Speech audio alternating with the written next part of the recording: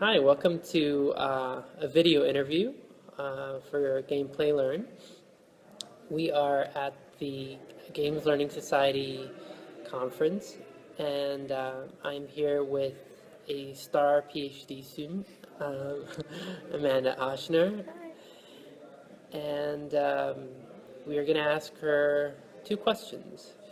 The first one, well, first she's going to tell us a little bit about her focus. Okay, so I'm Amanda Ochsner.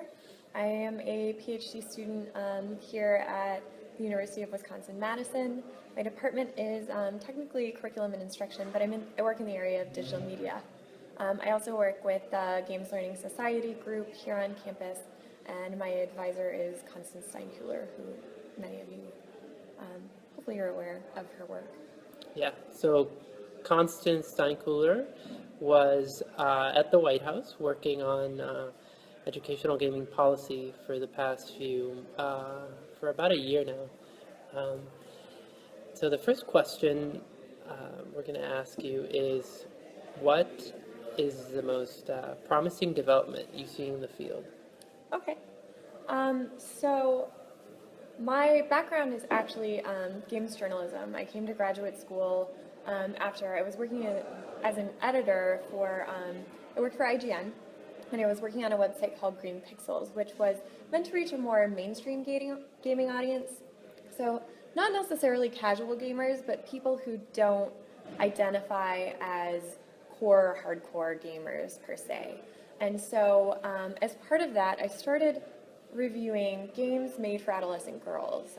There's the Ubisoft Imagine series, where girls play sort of imagining themselves into possible future careers. I was playing Nancy Drew games, a whole series of stuff kind of targeted for girls, and I found that a lot of it was very simple in nature. It was simple game mechanics. They were often low-budget titles and felt very formulaic, and I was kind of frustrated. I was definitely frustrated by the quality of games, so I started looking around at other things around games that I might do, because I found I really loved working in games, and I really loved my job as an editor in the field, but I started exploring what else was out there, and I ended up here in graduate school working with Constance, and now my work revolves a lot around the roles of women in technology, programming, and game design.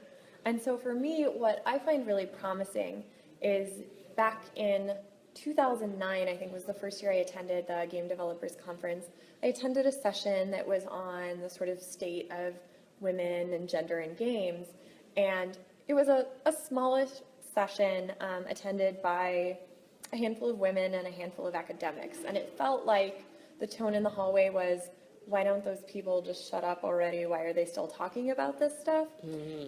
And I feel like in the past year or so, the conversation has really shifted and become a lot more prominent in the industry.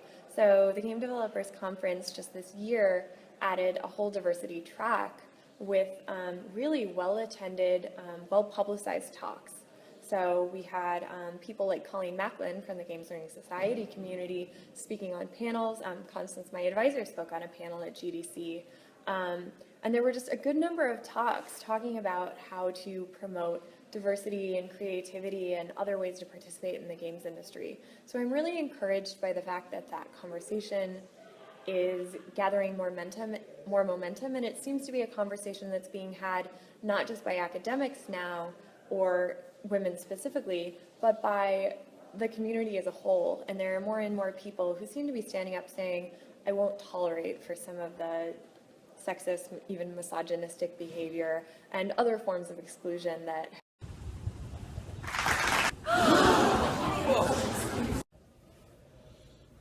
So question number two is, so what game do you feel has really enriched your mind and soul and led you to grow as a person?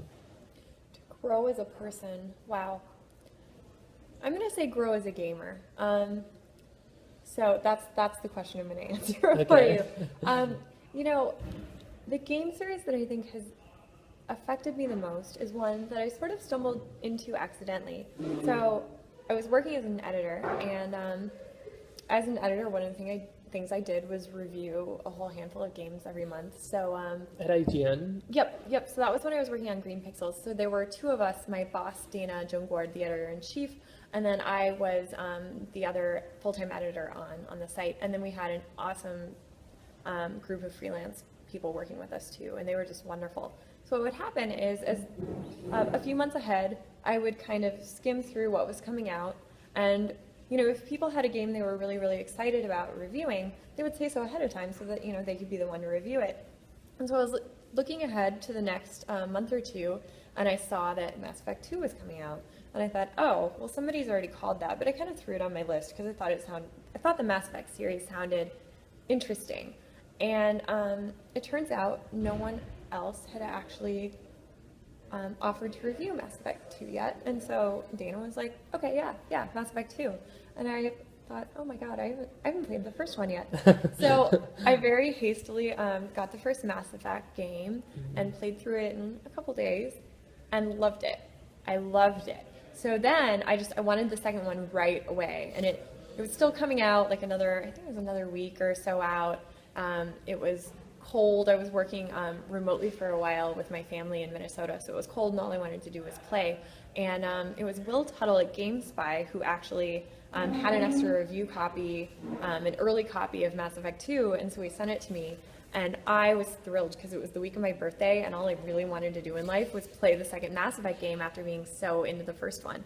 So I think I played it in like a day and a half. I just marathoned it. And the review copy I'd gotten was for PC, but the first Mass Effect I'd played on Xbox, and I had my character saved. So immediately upon finishing the second Mass Effect review copy, I hastily wrote the review, got it out, and with no pause at all, jumped back and played it again with the Commander Shepard that I had created in my first playthrough, because I was just so enamored with the game world and the character I'd created. And what I really like about that series is the Mass Effect series and a lot of BioWare's games give you the agency to really develop a character that feels unique and that feels like they have true agency in the game world. And that character develops relationships with other characters in the world, and they feel meaningful.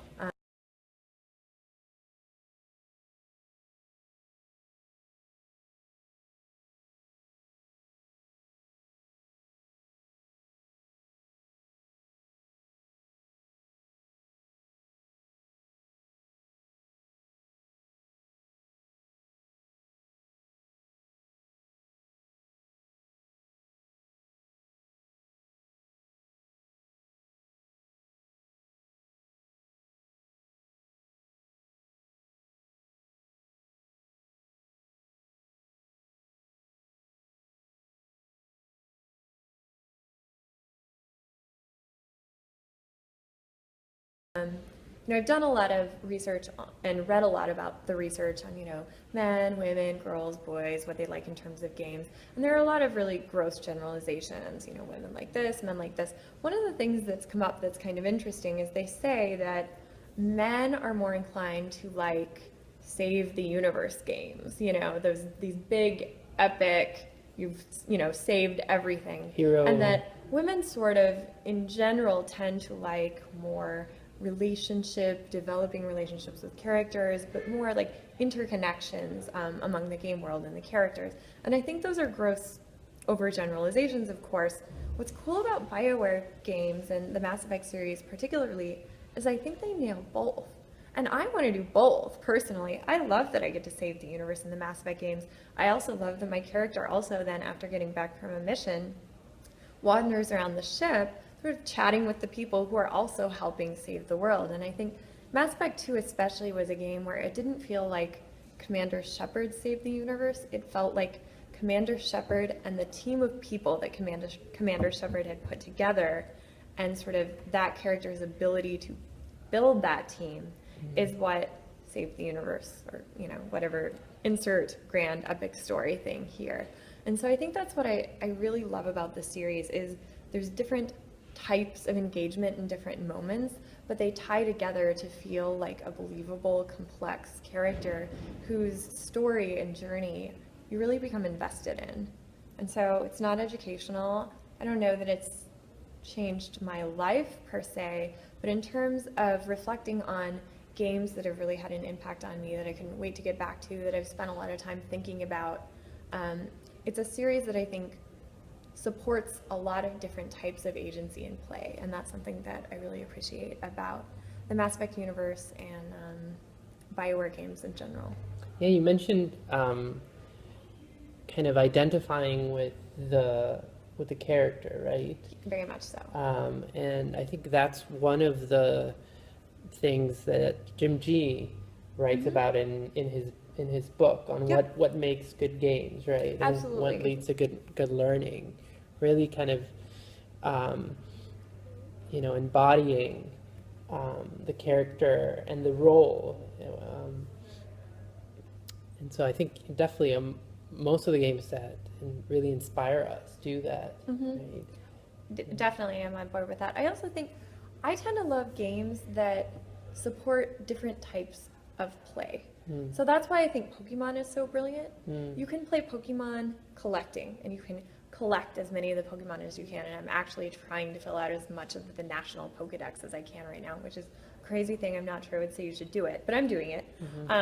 But you can also play competitively, and you can EV train, breed, go into this crazy. Kat Bailey has this brilliant piece on how Pokemon breeding is like this crazy genetic experiment, and that you're sort of a overlord of bad science things. It's really smart, and it makes sense. I mean, if you play Pokemon that way, you abandon a lot of little baby Pokemon after their eggs hatch and they don't have the stats you want, right? But what I love about Pokemon is you can play competitively, you can play casually. The first time I played Pokemon, I didn't know anything about the stats. I didn't really pay attention to the natures or their special abilities. I just kind of played through the game, and I was able to do that without struggling through the game at all. But now I've played where I've really specifically tried to raise specific kinds of teams. I actually am on my last playthrough, I raised a team of bitches, all girl dogs, just as a thing that I could do, because it's a game series that supports a lot of different, not just types of play, but also crazy random experiments like that. So you can really just kind of go on your own. And so I found that the games I really love in general tend to share this, they all share this sort of ability to let players develop how they want to play. And I think that's one of the things that's so great about games, at least games that have that sort of the just brilliant balance of complexity and allowing players agency to explore in their own way and write their own story with the game. Wonderful. Thank you so much for your time. Thank you. Thanks Amanda. for having us, and I'm really glad you were able to join us at GLS. Yeah, no. And I hope you'll be back next year. Yeah, no, I love it. I've learned a lot, and it's amazing. Wonderful. Yeah. Well, thanks for having me. Thanks.